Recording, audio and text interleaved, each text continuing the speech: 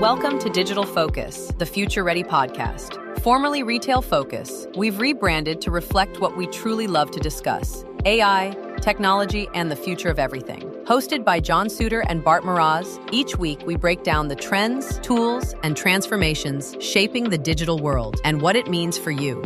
New name, same mission. Stay curious, stay future ready. This is Digital Focus. Welcome to another edition of the Digital Focus podcast. I'm your host, Suder, with my co-host, Bart Mroz. What's happening, buddy? What's up, Bart? Before we get started, as per tradition, tell me what your awesome thing for this week is. I'm going to say two things. One, the obvious one, good old Phillies. I think we're heading to some good things. Our Eagles won a game last weekend. Oh, three. I got three. And yesterday, I took the kiddo to trampoline park, which he loves and crazy kiddo. You know what? That's great, man. You got to get that toddler energy out, man. You gotta... Oh my God. He was dead on arrival. That's a beautiful thing.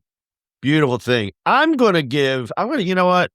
Because it's fall, it's getting towards fall, and I tend to watch a lot more movies and stuff like that this time of year. I started watching Black Rabbit on Netflix. Ooh. OMG. Jason Bateman, Jude Law. It's a dark drama. It's basically, I read a description somewhere. It's basically The Bear meets Ozark in a Brooklyn restaurant. It's dark. It's gritty. Jason Bateman plays the biggest dirtbag, which is against type for him. Like he's played some shady characters. But he actually looks like a dirtbag in this. What was the other thing that's based in Philly? Task. And it's yeah, that's HBO. I haven't seen that yet. But Black Rabbit's on Netflix, eight episodes, and each episode's like a movie in itself. So I'm only through the second episode. Fantastic. So that is my recommendation. I'll give it 10 popcorns. 10 popcorns on draft. 10 popcorn. I like it. All right, let's begin. Leaders call for AI red lines. At this year's United Nations General Assembly, more than 200 leaders, including ex-heads of state, Nobel laureates, diplomats, and top AI experts, issued an urgent plea for the world to establish ironclad red lines for artificial intelligence. They want hard limits on how AI systems can be built, used, and unleashed, especially for behaviors that could trigger mass harm or threaten society itself. So, what counts as a red line? Well, think AI shouldn't help create bioweapons, hack other computers, or self-replicate without control, generate dangerous lies, or offer suicide advice, which is your obvious things. These are just a few of the guidelines that say they should never be crossed. Unlike voluntary guidelines or vague ethical statements, red lines would be global enforceable bans with real penalties for violators. So the message is the pace of AI is so fast that the world's governments must act now before it's too late to rein things in. These leaders argue that the risks of manipulation, engineered pandemics, and uncontrolled AI far outweigh the inconvenience of tighter rules or even crazier people. It's a wake-up call for global unity because these risks do not care about national borders. So what's driving this? The Red Lines campaign is driven by deep concerns that unchecked AI development could lead to severe and potentially irreversible dangers for humanity and global stability. Those issues include, as I said, engineered pandemics and bioweapons, disinformation and manipulation, autonomous weapons, and loss of human control. There's calls to ban lethal autonomous weapons and ensure nuclear arsenals remain under human supervision as AI-driven conflict scenarios risk escalation and loss of human oversight. Uncontrolled self-replication. AI systems must not be allowed to self-replicate without oversight to prevent runaway scenarios or the uncontrollable proliferation of dangerous agents. Systemic human rights violations and mass surveillance. We all know that AI poses threats to privacy and may enable mass surveillance regimes and could be used for widespread human rights abuses. Oh my God, this is the most depressing story. Mass unemployment and economic disruption. Experts warn about looming large-scale job losses from advanced automation with little time to build safety nets if norms aren't adopted urgently.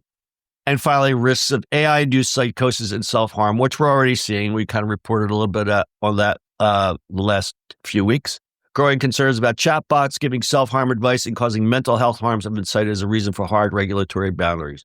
Although many AI companies have called for unified safety measures, research shows that many are prioritizing profit and progress over safety and societal warfare.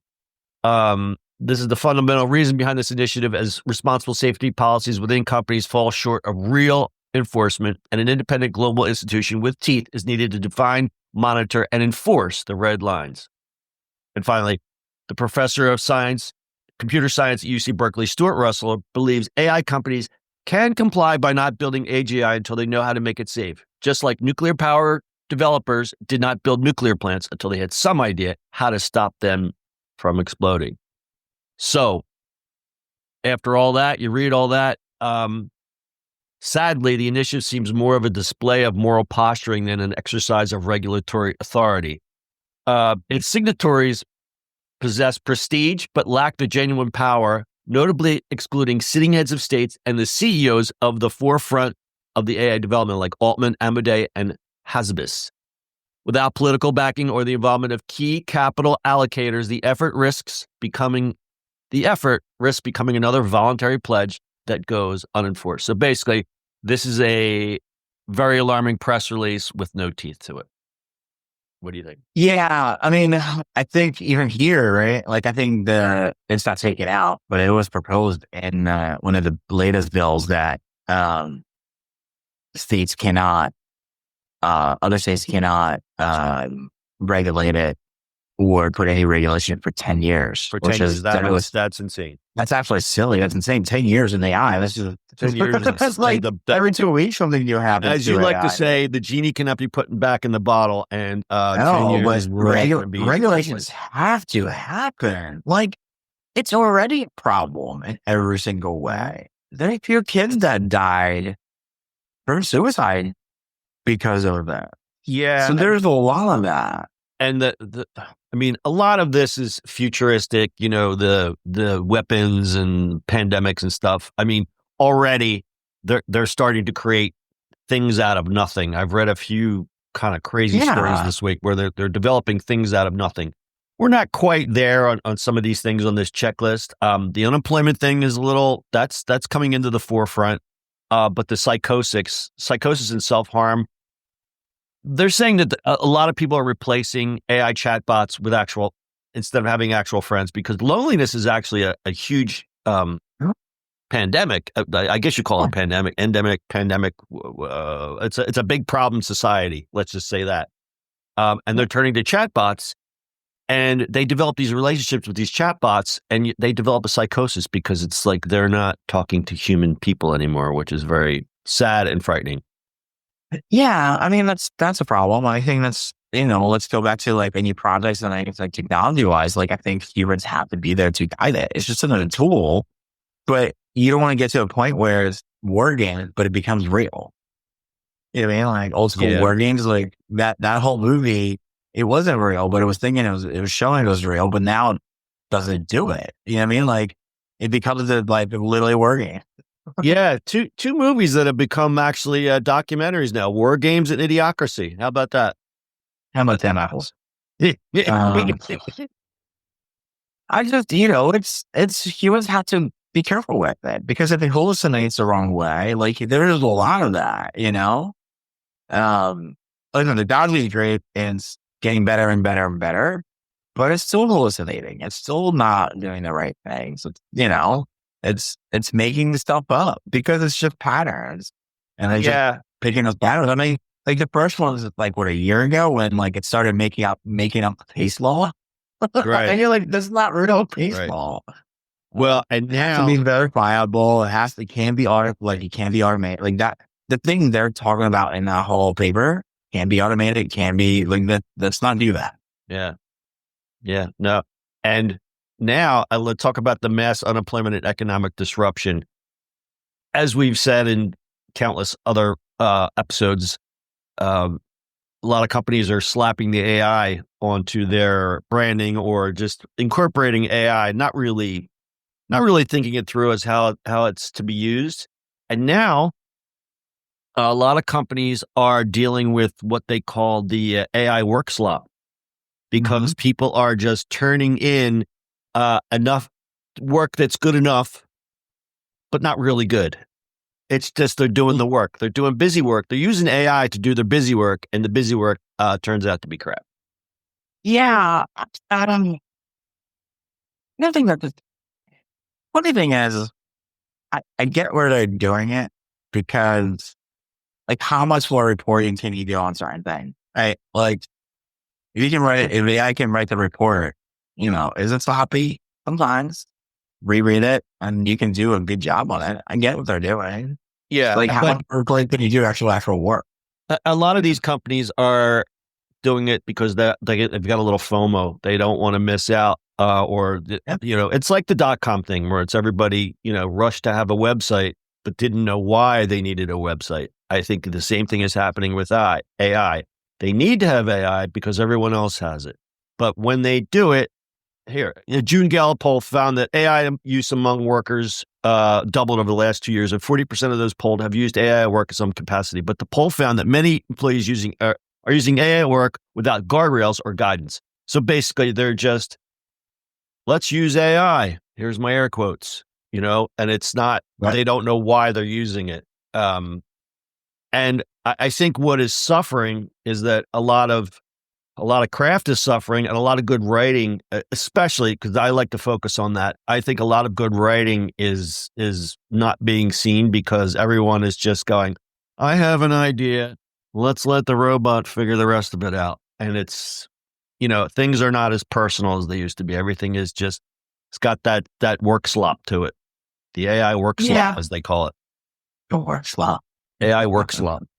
I didn't coin that. I wish I did. Yeah, I think that's a natural, like, everybody throws everything against the wall, and then eventually, years down the line, actually gets worked out. Like, we've seen this over and over and over. I always point to .com boom. Yeah. It was everything for themselves. And, like, if you think about it, like, remember Pets.com didn't make it, right? But then Chewy is there and does a really good job. You know what I mean? Like, because the systems are easier to implement. Everything is a lot easier than it was 30 years ago. Right. And, costs have come down, but that's the price of innovation, in that if you try to be first, you'd better have your systems in place, and you better figure out how you're going to iterate. Otherwise you're just another Me Too. If you're just slapping an AI title on your stuff, you're not doing anybody a service, and the consumer doesn't care. Yeah. I mean, if you look at every single technology, like, we think about certain things as being first, but they weren't in reality. PayPal wasn't first to do, whatever. Like any one of those, eBay wasn't first, right? Like, any one of the technologies that, like, blew up wasn't the first to do it. You know what I mean? I look at something like Uber or Lyft. They weren't really first to do black cars, right? They just put in a slot, right? It's like all those little things. Look at Facebook. Facebook wasn't first. Friendster. I was a big Friendster guy. Google wasn't first. They just did it differently. Yeah. I mean, Ultra first credit, Ask Jeeves and WebCrawl. Right. So I was just going to say, sometimes there's a cost of having the first mover advantage. A lot of people don't remember the first mover. They just remember who made the most influence. I mean, you look at in Flutters example is we just started playing with Perplexity's new browser. Oh, remember when Netscape first came out? Yeah. Yeah. So, like, it's like you're definitely changing the world a little bit. Speaking of Perplexity browser Comet was released, and Bart was kind enough to find a code for me, and I will share, because it allowed me to sign up for the browser. And I also have 5 codes to give out, which I will put in the show notes if anybody wants it, because nobody I know personally knows how to work that stuff. So you guys can. I think I have 2 more invites. So I'm to throw that at that too. So I'm going to give them out. I'll put them in the show notes. All right, let's get on to the next story. Google's Gemini is coming to your TV. Google is bringing Gemini, its advanced AI assistant, to your screen. Gemini AI brings a vastly smarter and more conversational experience to Google TVs, turning the screen into a true household assistant. Instead of relying on basic voice commands, viewers can now chat naturally with their TV, whether asking for recommendations tailored to each family member's taste, catching up on past shows, or hunting down a movie whose name they forgot. Gemini can recap previous seasons, suggest new content based on what's trending on each user's vibe, and help with real-life tasks like homework recipes or learning new skills using relevant YouTube tutorials. It's designed to understand context and continue the conversation, making entertainment discovery more personal and helpful. Early adopters get Gemini on TCL's QM9K series first, with a wider rollout to more Google TV models and streaming devices coming later in 2025. All the classic assistant features remain now with a big boost from next-gen AI. So, Bart, how is this different from Alexa? Well, funny enough, I just got the Lady on Tube Plus for free. Apparently, it's better than the usual Lady on Tube. So we shall see. All right. I look forward to a report, but let's talk about how TV controls specifically right now. How do you watch TV? That was a trick question. No, I don't watch TV. I do. The only time I watch TV really is when when the kid watches TV, and that's usually just the cartoons. I watch TV when there's sports on. That's it. Oh yeah, I mean sports, but it depends where I'm at. I use the Lady in Soup to control the TV from time to time. It actually something useful. So mine is kind of connected to my TV. I tell her to pause it or mute it or turn it off. That's kind of fun. You're way more advanced than me. I don't use voice controls at all for my TV. Oh, it's Lady in Soup that controls it, which is great because sometimes you're in the kitchen and you're like, I just need to pause it, or kiddo's running to the bathroom and he wants to watch a thing and I can't find the remote, so you just tell her to pause it. It's great. So what do you have echoes, or what do you have? You have echoes or spots or whatever. Okay. Yeah. And you have it connected to your TV. I never did that. It's glorious. I know it's kind of weird, but it works. I use it all the time. That's interesting. All right. So let's talk about how Alexa is different than Gemini. Gemini for TV, it stands out from Alexa because it offers more natural conversational interactions. Alexa drives me crazy sometimes, but you can chat with Gemini using everyday languages rather than on strict commands or keywords. And that's what they're trying. I think they're trying to fix this with the new version. Yeah, that's what I thought. Because the fact that Alexa hasn't caught up with all this stuff yet is kind of surprising. I can't believe they don't have a fully built-in AI into it. Because all this is, they're putting a large language model in a TV-enabled app. That's all that is. I mean, I say that's all that is, but that's pretty remarkable. But it's better than, like you said, the Lady in a Tube. It's like you just, but yeah, I mean, we're talking like this is going to be able to explain complex topics or recap shows, where Alexa just, and Siri's even worse. Siri just says, "Here's a link you might want to look at." Oh my God.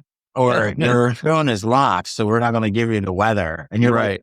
Wait, seriously? This is where we're going? So where Alexa shines, obviously, and you pointed it out perfectly, is device compatibility, routine management, and direct control of smart home gadgets. But Google, was it Google Assistant or Google Home? No, that's Apple. What's the Google one? I used to have it all set up, and then I replaced my Google with Alexa. So I'm a little whatever the Google one is now. What was the Google Pucks? Whatever. I had one. Yeah, I had a couple. I sold them all. Now I have just Alexa devices all through the house.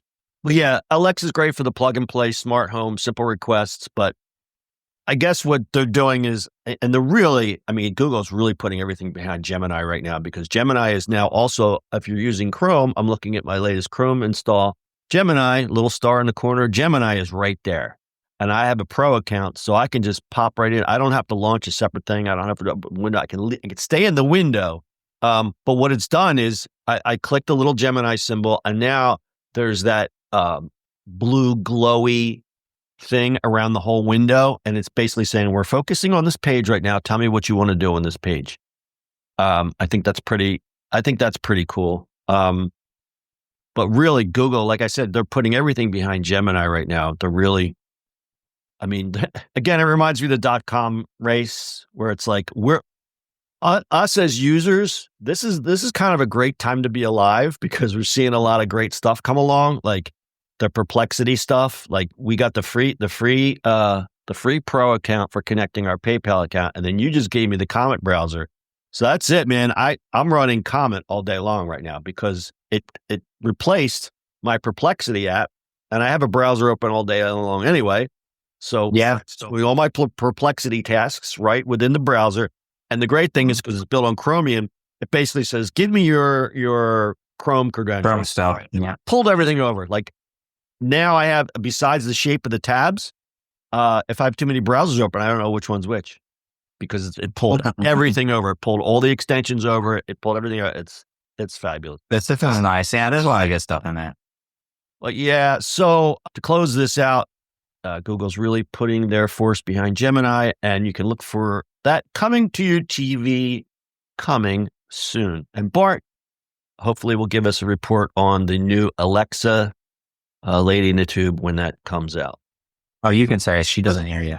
She's not in this room. I took her out of this room, but I haven't remembered. So my problem is I have one in this room and I have one in my bathroom just like next door. So I had a problem when, this is a little fun quip, when the Batman stuff came out, because you can convert it like, promotionally, they changed the thing. So when I the bedroom one will wake me up, said, say, blah, blah, blah, to turn on the Batman theme. And then the one in the bathroom would turn the Batman theme on. I hate when they talk to each other. I'm like, stop it. I hate when they talk to each other, or when somebody on the TV starts saying it. And so the TV thing, I know sorry, I interrupted you there, but the TV thing, I thought they fixed it a long time ago where they had this like trick or whatever. I don't know if it was like, because if people mentioned it, that they would do some sort of algorithm. All the time at the beginning. Yeah. Yeah, it's supposed to change. Actually, I think it was a podcast. They were talking about it, and I'm sitting there listening to a podcast, and all of a sudden the lady too goes, "How can I help you?" I'm like, no. Please stop. Too funny. Too funny, my friends. Too funny. All right, final story of the day. Amazon closes all UK fresh stores. Amazon is pulling the plug on its entire fresh grocery store operation in the UK. This means all 19 of the high-tech checkout-free locations are shutting down less than 5 years after launch. Gosh, remember us doing podcasts on this? And it was such a wild thing. Yeah. Shut down after 5 years after launch, a major shakeup for British retail. About 250 jobs are at risk, although Amazon vows to redeploy staff wherever possible. The twist? 5 of these fresh stores will be reborn as Whole Foods market outlets, doubling Amazon's premium grocery footprint in the UK by 2026. Amazon insists it's deeply invested in the British grocery market and is ramping up online delivery through partnerships with Morrisons, Co-op, Iceland, and GoPuff. Why the pivot? The novelty of cashierless shopping faded, competition from big supermarkets intensified, and Amazon saw greater growth prospects in online groceries. By next year, Amazon plans to offer same-day delivery of perishables to most prime households in Britain, betting that shoppers want convenience on their screens, not just in-store aisles. So brick-and-mortar fresh is going away, but Amazon's grocery ambitions still very much alive, just shifting to where British consumers want them. Online. I don't know what to say about this. It's kind of like pour one out for the cashierless checkout thing and all those cameras and all those devices. And yeah. Amazon's 2026 plan aims for more than 80% of UK Prime members to access at least one of these partners, these takeout partners, Morrisons, Iceland, Co-op, and GoPuff. And many will have 3 options. Whole Foods market will also expand, focusing on premium offerings. This pivot positions Amazon to meet rising online grocery demand, offering everything from weekly shops to last-minute snack runs at speed and scale. Whoa. All right, we are running out of time, so we're going to close it up. Boy, that one went fast, didn't it? That's it for this week. We hope you learned something, but if not, you wasted some time. We'll be back next week with more questionable advice and unsolicited opinions. If you enjoyed this episode, please rate, review, and subscribe. If you prefer the video experience, you can check out our YouTube channel. And I have noticed our listens and views are bigger on YouTube than they are on Spotify. I don't know why that is, but thank you. Why would you want to look at our faces? Yeah, they want to see how long my hair got and see, how many pimples I have on my face. And lastly, check us out on the socials. We're not on Bluesky, Twitter. We are on Twitter and Facebook. And sign up for our newsletter. Please sign up for the newsletter where you get extended show recaps and behind-the-scenes info on the show. Links are in the show notes. Bart, your closing thoughts. Stay dry, my friends. And it's raining for nice 3 days. Bart's like, I got some candy here for you. Make sure you call your mother. Say hello to your mother, right?